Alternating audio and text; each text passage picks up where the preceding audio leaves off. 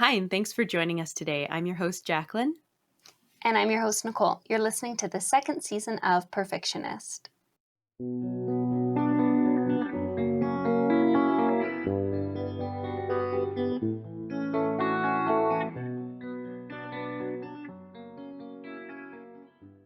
In celebration of Valentine's Day, we are kicking off our Books and Bevvies series with a discussion on the romance genre.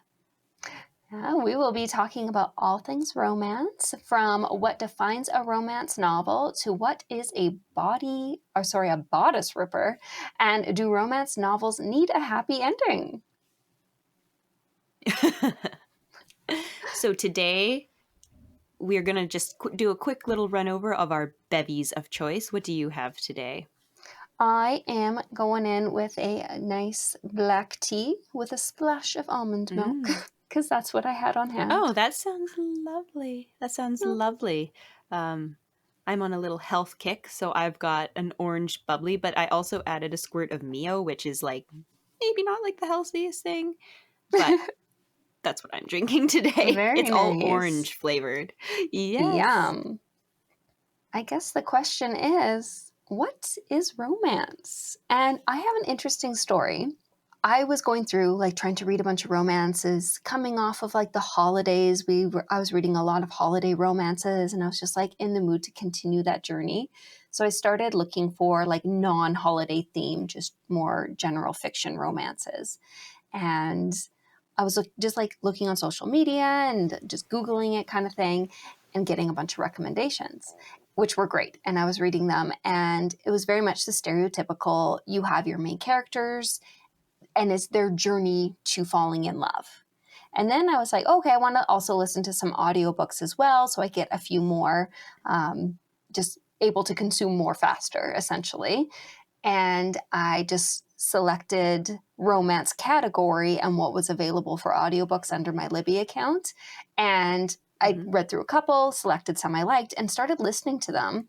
And I started to realize, oh, these are different than what I was expecting. They weren't like the stereotypical two people meet and fall in love. And I was like, oh, maybe romance is more than just a story of two people meeting and falling in love. In my brain, that's kind of how I pictured all romances. And some of these were of a couple who'd been together for a long time and starting to question their marriage and finding that spark again. Or there was one that was more about family, and it was talking about more the love of family and stuff. I'm like, so what is a romance? And it just got me questioning that. Yeah, it's a good question. I think ultimately it's, and this kind of goes back to that question, does it need a happy ending? Yes, it does. Yes, it does. Well, now we know your answer. Then it's actually kind of like a tragedy, I feel, with romance elements, right? Oh, okay. I see what you're saying. See, I was on the fence about if it needed a happy ending because I'm like, I get that, but I'm like, then is every love story that doesn't end in a happy ending, are those not love stories then? Because it's if a romance is a love story, then why are we kind of disregarding all the ones that don't happen to work out? And that made me sad. I think with romances, I think you kind of have to, the couple in question has to end up together. So, for example, we can talk about, say, The Notebook, right? Mm-hmm. That's a super sad ending, but it is a romance, right? There's the story about their love, and ultimately they were together in the most final of ways at the end, right? Yeah. Has to have well, I guess it does. It's so confusing. So it doesn't have to have a happy ending, but it does have to have a happy ending. It has to have an ending in which they stay together?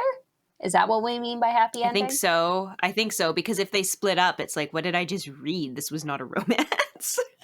I don't know. Maybe it was a romance. I personally go into that genre with full expectation that this is going to be a happy ending.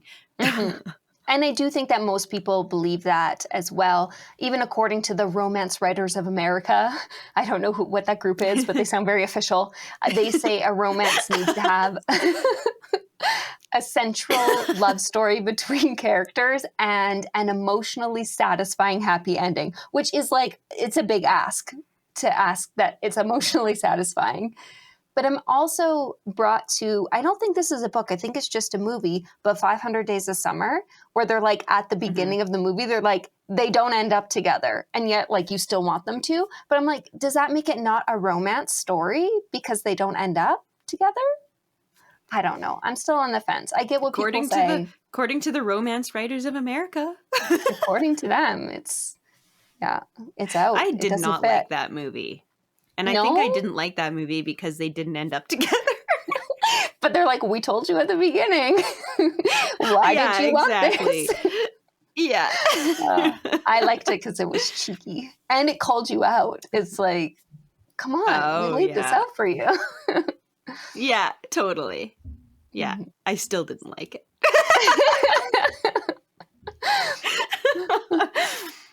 So with I'm a big romance, romance fan. happy ending romance fan, Yes. emotionally satisfaction. Yeah, yeah.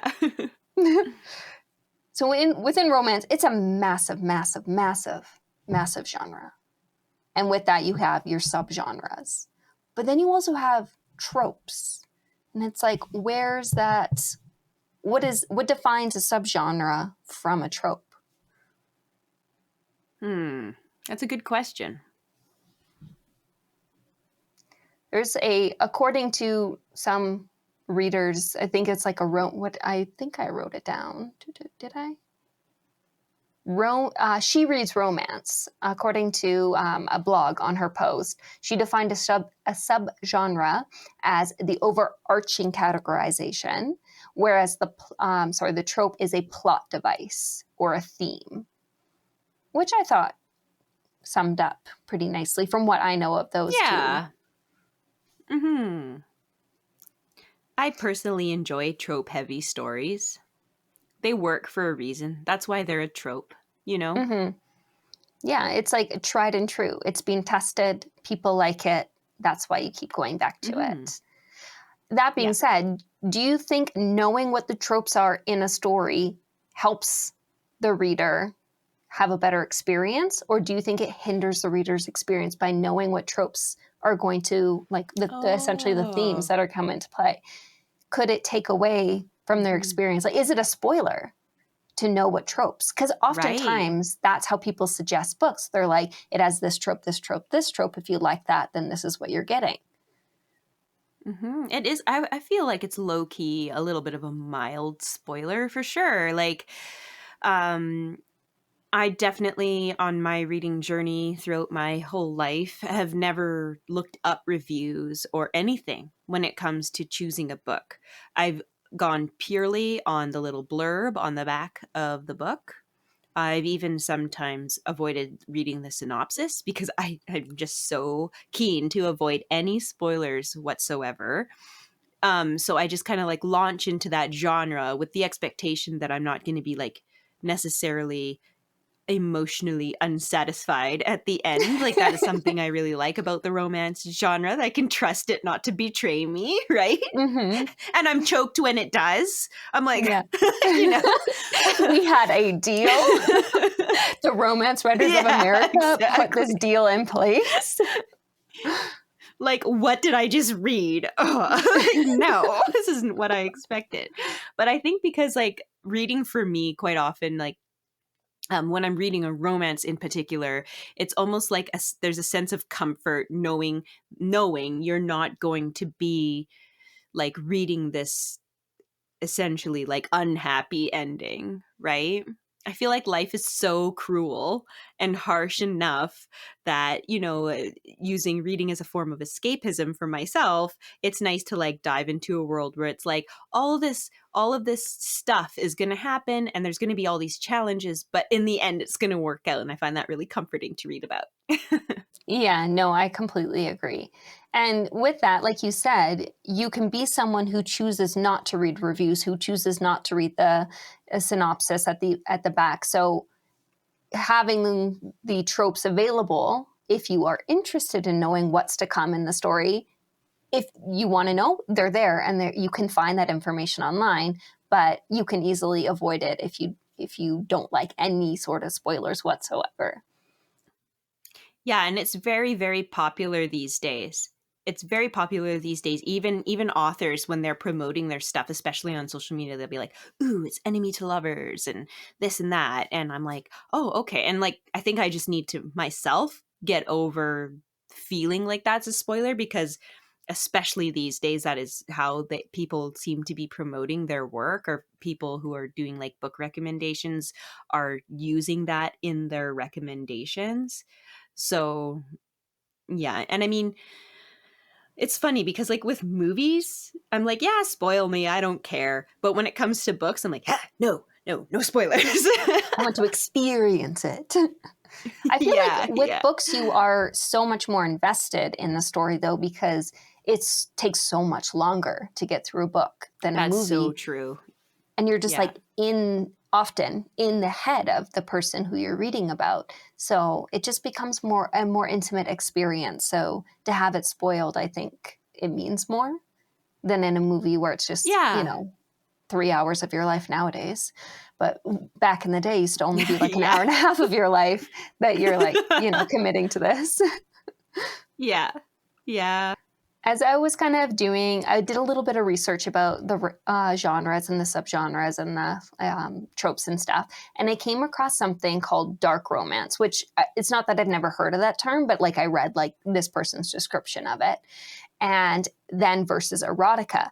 And I was actually really surprised at the definition of erotica because I more aligned it with the definition that was given for dark romance, which the dark romance is more like the steamy stuff. Sometimes even involving things like abuse or I don't want to say not normal, Blurred but like lines with blurred. consent. Yes, exactly. Um, like more mature themes, trigger content, that kind of thing. Where erotica, Yeah. it said that the romance is intimacy between characters is the central to the main character's growth in the relationship. So it actually has nothing to Hmm. do with necessarily being a blurred line situation, which I 100%, when I was like always saying like, oh, it's an erotic novel, it's an erotic, I was thinking like, oh, it's a little taboo. But that's not it at all. And I was so shocked when I read that. And I don't know if Okay, I'm the only so person who didn't know that. I don't think you're the only person at all. Like, if you had that thought, I'm sure other people had that thought too. Um, but for me, the difference is very clear because I actually haven't read hardly any dark romance, just Haunting Adeline, Hunting Adeline, and then Satan's Affair, which is absolutely, I wouldn't call that a romance. That's not a romance. But um, Haunting Adeline, Hunting Adeline, that's for sure dark romance. Erotica is very, very, very different. Um, Erotica, like it's exactly what you just described. And if there's any listeners who enjoy erotica, I'm here to hype up Cressley Cole. Okay, she has a series called the Game Maker series. It is an erotica series. It is 3 books long, and if you are interested in finding out what erotica is, definitely give that series a try. It's it's good. Yeah. And the main characters, the females, yeah, the females, they are very intriguing because they are not like your typical, when it comes to, well, historical romance particularly, your typical like virginal types. They all are they're edgy. I don't want to say too much because I don't want to give any spoilers, but they might have like they're morally questionable, but you're still rooting for them. Yeah, and Okay. like yeah. Yeah, it's a really good series. And if you want to like explore the erotica series, that's a or series genre, that's a really good one to start with, I would say. Well, I feel like I have to now because I had it so confused in my brain of what it meant. I feel like I need to read something that is like true erotica just so I can like cement what that genre really is. So thank Yeah, you I for the hope you do recommendation. read it. Yeah, I hope you do read it because I would like to talk about it with you or just at least see what you think. Hmm. Especially knowing that you've read Haunting Adeline, you will be able to see the clear difference between the two. Yeah, and I actually started Credence because I'd just seen so many things about it that like had to. I don't know if I'll finish it. I mean, I've seen so many reviews saying like, "Who could finish this?" Like, this is like basically being like, Yeah, I know. I'm out. I'm super curious. I have it on my Kindle and I'm super curious to try it, and so many people have DNF'd, or for those of you who don't know what that means, did not finish it. So I'm curious Mhm. to see, like, yeah, Yeah, I'm if I'm that's a wondering if DNF for me. I'll put that in that category as well. I very very rarely don't finish a book. So, but I mean, if it's what I think it is, like the way that people talk, it sounds like it gets to the point where it's like it's unfinishable. But then there's other people who absolutely adore it and can see, Yes. I think, beyond the sex part and can see the story. And so far, I'm only 6 chapters in, but so far, I personally feel like there is a story that is being told. And I'm not Mm-hmm. necessarily saying it is a story that I would like. It's not like, oh, I would want someone I know to be in this situation. But again, these are made up characters and made up books with made up stories. So I don't think they need to be something that emulate reality or promote a realistic No, it's fiction. situation. It's Yeah, fiction. So of I don't course. expect that out Yeah, of my books, but we'll see. I mean, I no, got through me Satan's neither. Affair and I can't imagine it gets darker than that because it doesn't have the Yeah, horror and gore element to it, as far as I know. yeah, But, right. Okay, gotcha. Yeah, yeah. but we shall see. Maybe in one of our videos we'll update and I'll be like, yep, no, only got chapter 16 and then I tapped out, but we'll see. Right. And now we're getting into a trope rant. And that is Okay. the title Enemies to Lovers. And every book that I have read that has been kind of suggested to be an enemies to lovers, I'm like, do you know what the word enemy means? I would much more Right. classify them as rivals to lovers. And I know that there is a category Yeah. of like work rivals to lovers, but I like that's a separate thing because that's like at work and blah blah blah. That's a specific setting, or like school rivals. But like so many of these books, they seem to me more like rivals, like people who don't necessarily hate each other, but they're just pitted against each other for some reason. Whereas, like, when I hear Mm-hmm. enemies to lovers in my brain, I'm like, these people want nothing to do with each other. Like, the having to be in the presence of that person is like the most horrific torture. And if they could escape it, they would. Like, that's the kind of enemies to lovers Yeah. that I want. And I have yet to get that. But I did Yeah. hear The Cruel Prince is like a true enemies to lovers story. Okay. Yeah, that's interesting because I literally think as soon as I hear enemies to lovers, my immediate vision is like actual enemies, like possibly on in like warring countries. Do you know what I mean? Like Yeah, someone's been captured and is now like a prisoner of war in her enemy's hands, and then I start thinking, oh, but that's like a Stockholm syndrome thing happening, or maybe they're just like two sides who are supposed to be against each other in a Romeo Juliet situation, but I yeah. don't know. Anyway, like, you know what I mean, like actual enemies. Yeah, like Yeah. people who truly despise each other and want Hmm. nothing to do, like not even like be in the presence of that person. Not just like, oh, I don't want to date that person. Like, I don't want that person to exist in the same space as me. Yeah, it's definitely more like I have disdain for you, kind of Hmm. like in general. That's, I think, how people mostly describe that trope. It's not as extreme as like what you and I are discussing, Yeah. but yeah, I totally hear where you're coming from for sure. I feel like there are enough tropes that we can normalize enemies to lovers means enemies, whereas rivals to lovers means people who generally dislike each other or pitted against each other in just a less serious kind of way. Yeah, Just putting it totally. out there. Yep. I hear you. So as I was doing my little research, I came across the term bodice rippers. And I was like, ooh, Hmm. what is this? This seems interesting. And this is an article from the New York Public Library, and it is written by Amanda Pagan, but it was written in 2019. So I'm just going to read a couple excerpts from it, and then I want to hear what your thoughts are on this.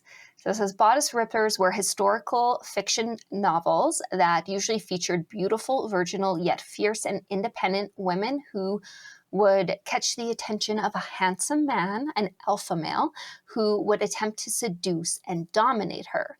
Bodice rippers were notorious for featuring rape and abuse as part of the love story. Bodice ripper remain a relic of their time. And I thought that last part was really Mm-hmm. interesting. Yes. I've read a few and I've enjoyed them. It almost feels like going back to the enemies to lovers thing, because Mm-hmm. obviously like the whole like okay, a bodice ripper, are we like would that now be considered dark romance then?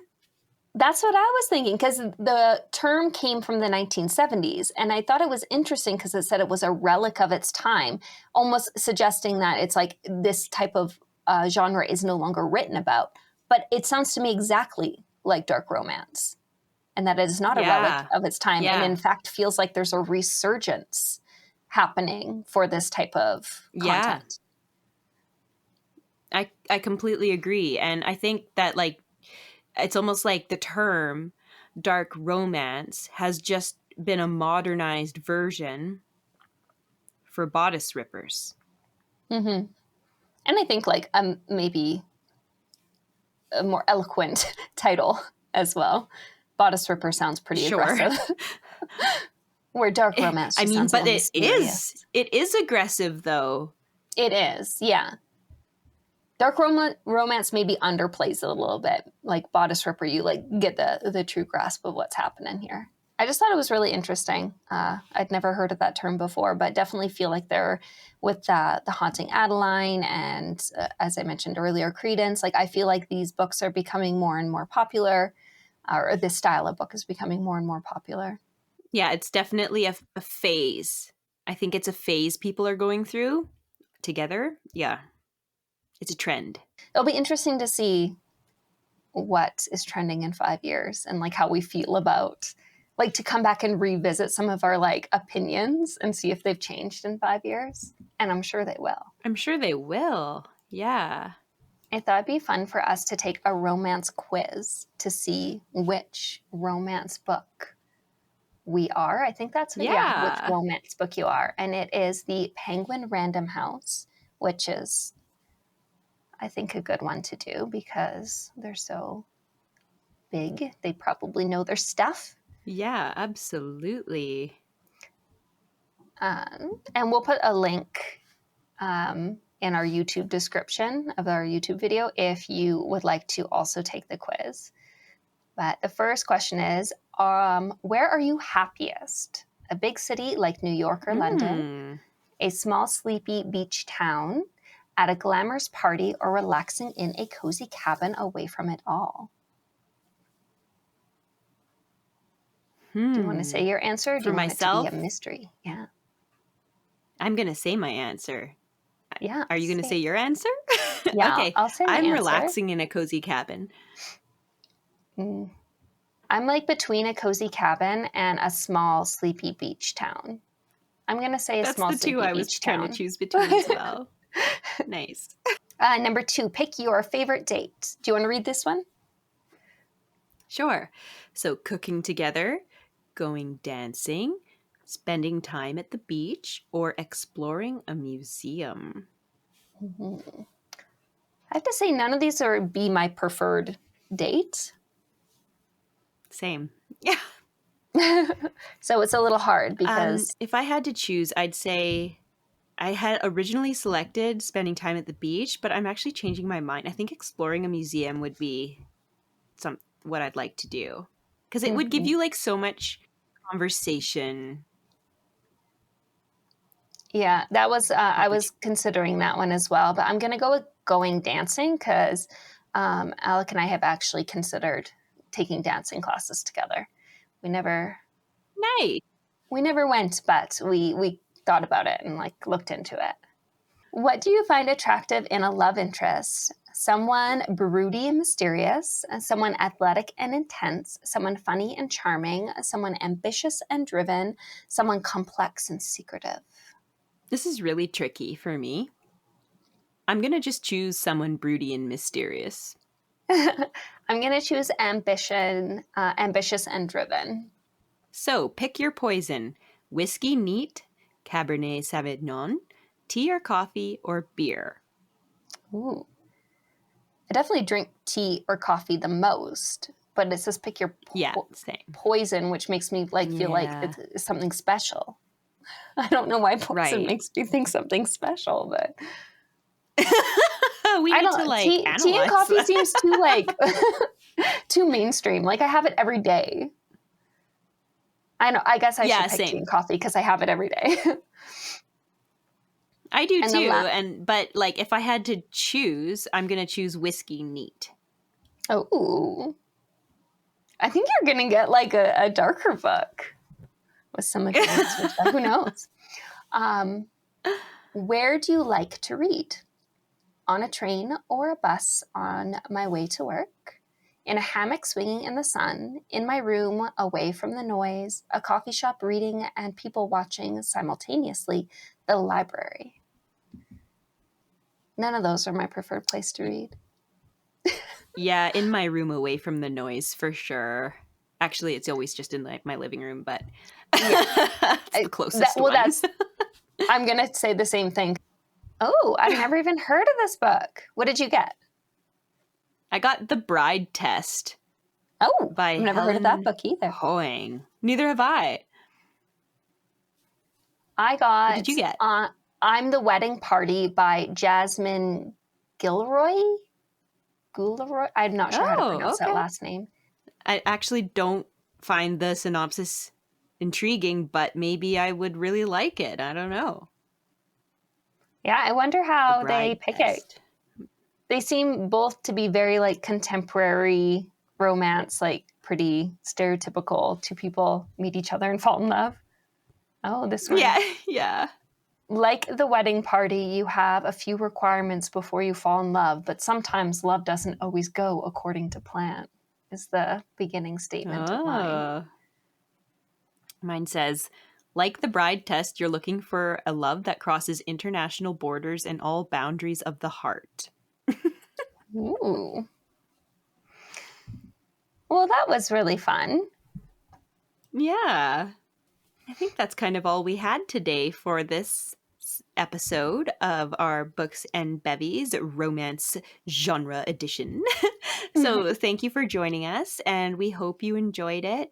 If you have any romance book recommendations, please leave them in the comments below. We'd love to check them out. We're always looking for new suggestions. And we are hoping that you will join us next week when we start our series on the Arcana Chronicles. We will be covering The Poison Princess, which is book 1. It will be a spoilers episode, so if you would like to follow along with that series, be sure to read the book before watching the episode, or else it will, 1, not make sense, and 2, you'll get spoiled. And that would be very sad. Absolutely. That would be super sad. Yes. So thanks again, and we hope to see you next week.